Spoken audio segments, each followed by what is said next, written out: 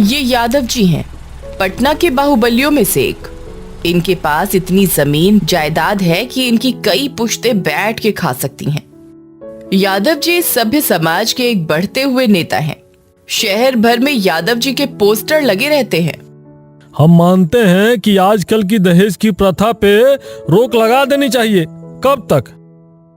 आखिर कब तक हमारी बेटियों के परिवार इस रूढ़िवादी प्रथा के बोझ तले डूबते जाएंगे? अगर हम सत्ता में आए तो इस प्रथा को जड़ से उखाड़ देंगे, ये हमारा वादा है। यादव जी का ये भाषण जर्नलिस्ट लल्लन और उनके सहायक मंदिरा बहुत अच्छे से सुन रहे थे। सुन रही हो ना मंदिरा, यादव जी क्या कह रहे हैं? हाँ जी, लेकिन हम जानते हैं कि ये सब सरासर झूठ है। वो तो हम भी जानते हैं। इन्होंने अपने बेटे के ब्याह में 2 करोड़ रुपए का दहेज लिया था। हाँ, हम भी सुने हैं। और अब इनका छोटा बेटा के लिए भी रिश्ता ढूंढ रहे हैं। तो चलिए हम यादव जी को दहेज का पाठ पढ़ा देते हैं। अरे नेकी और पूछ पूछ। लल्लन और मंदिरा ने उभरते नेता यादव जी को सबक सिखाने का पूरा प्लान बना लिया। अगले दिन प्लान के हिसाब से लल्लन और मंदिरा ने कुछ जूनियर आर्टिस्ट का इंटरव्यू लिया। मंदिरा, ये रही तुम्हारी नकली अम्मा और ये रहे तुम्हारे बाबूजी। और ये लोग मुंबई के बहुत बड़े बिजनेसमैन हैं, राइट? एकदम सही। अब बस सब कुछ तुम्हारे हाथ में है मंदिरा। अगर पकड़ी गई तो यादव नहीं छोड़ेगा, और अगर नहीं पकड़ी गई तो यादव को हम नहीं छोड़ेंगे। आज तक कभी फेल हुए हैं क्या हम? अगले दिन मंदिरा और उसके नकली माता पिता ने शहर के सबसे बड़े होटल में चेक इन किया। वहां जाकर उन्होंने यादव जी के पहचान वाले पंडित जी को कॉल लगाया। प्रणाम पंडित जी। प्रणाम प्रणाम। हम किशोर बयानी मुंबई से हैं। जजमान, आपको कौन नहीं जानता। जी पंडित जी, हम पटना आए हुए हैं। सोच रहे हैं कि अपनी बेटी कल्पना की शादी इसी शहर में करवाए। आपकी नजर में कोई काबिल युवक हो तो बताइए। है ना जजमान, एक से बढ़कर एक रिश्ते हैं, पर सबसे अच्छा रिश्ता है यादव के छोटे बेटे का। अगर सही लगे तो बात चलाए। जी देखिए, नेकी और पूछ पूछ, आप जल्दी ही हमारी उनसे मुलाकात करवाइए। जी जी जी जजमान। इनका फोन कट होते ही पंडित ने यादव को फोन मिलाया और उसे मुंबई वाले अमीर रिश्ते की बात बताई। यादव खुश हो गया और उसने जल्द से जल्द मीटिंग अरेंज करने की बात की। इन सब की मीटिंग यादव के घर में होने वाली थी। मंदिरा घबराई हुई थी कि तभी उसे लल्लन का फोन आया। हेलो। अरे क्या हुआ मेरी झांसी की रानी, आवाज में कंपन क्यों है? आज मिलने बुलाए हैं यादव जी। अरे ये तो बहुत बढ़िया बात है। माइक कैमरा सब एकदम सही लगा कर जाना। वो तो हम लगा लेंगे, पर हम रावण की लंका में जा रहे हैं। अरे तो क्या हुआ, लंका जा रही हो तो तुम क्या हनुमान से कम हो? लंका जलाकर ही आना है तुम्हें। हाँ, जय बजरंग बली। जय बजरंग बली। सूट बूट और अच्छी गाड़ी में मंदिरा अपने नकली माँ बाप के साथ यादव की लंका में पहुंच गई। यहाँ जाते ही यादव जी ने खुद उनका स्वागत किया। ये मेरी बेटी है कल्पना, और ये है मेरी मिसेस। प्रणाम भाभी जी। बिटिया बिल्कुल चांद का टुकड़ा है। होगी क्यों ना, बहुत नाजों से पाला है हमने। जी जी, और ये हमारे सुपूत हैं रणविजय। बहुत तारीफ की है पंडित जी ने इनकी। हाँ, क्यों ना हम दोनों बच्चों को अकेले में बातचीत करने भेज दें? हाँ हाँ हाँ हाँ, क्यों नहीं। रणविजय और मंदिरा गार्डन में बातें कर रहे थे। Nice bungalow. हाँ, पर आपके बंगलो जैसा नहीं है। मैंने इंटरनेट पे देखा है आपके घर का फोटो। अच्छा, और रणविजय जी, आपको क्या क्या गुण वाली लड़की चाहिए? अरे गुण क्या करनी है, मुझे तो लड़की बस अपने स्टैंडर्ड की चाहिए, जैसी आप है। आप परफेक्ट मैच हो। मुझे भी आप पसंद हो। तो चलिए परिवार वालों को बता देते हैं। दोनों लौटे। पिताजी, हमें लड़की पसंद है और मंदिरा को भी हम पसंद है।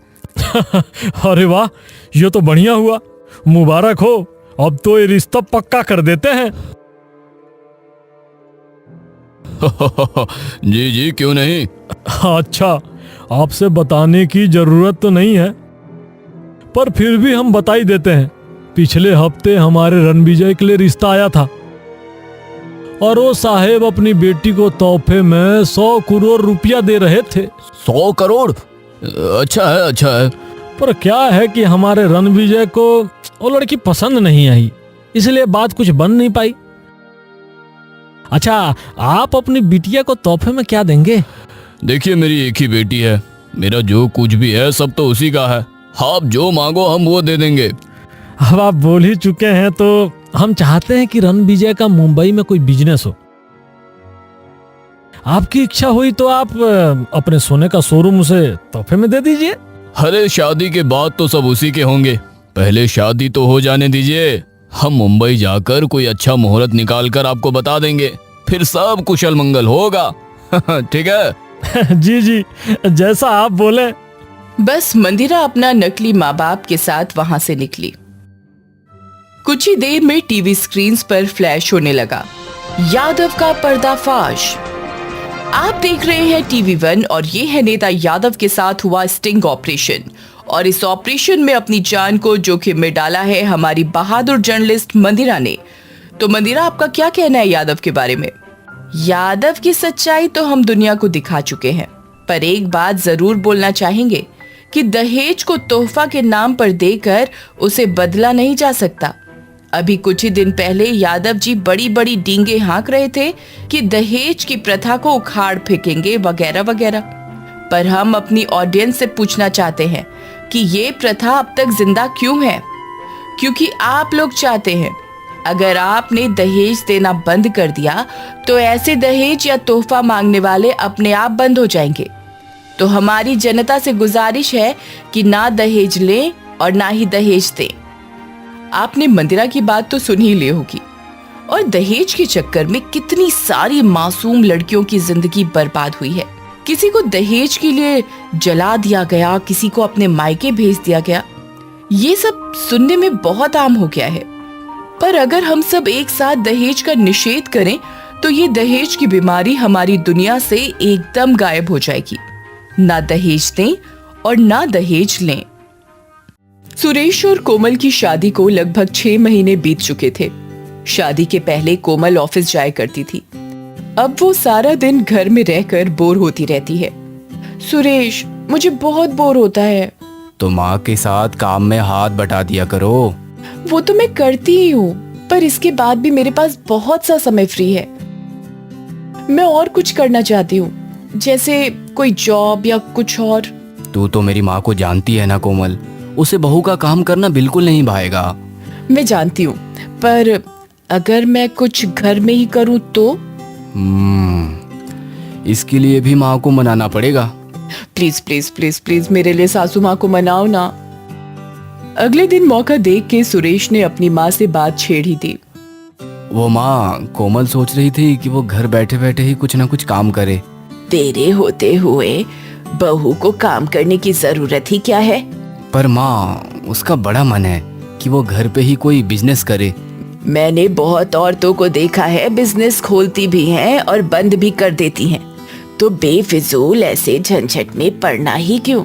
पर माँ, उसकी बात तो सुन लो। सासू माँ, मैं बस एक बार ट्राई करना चाहती हूँ।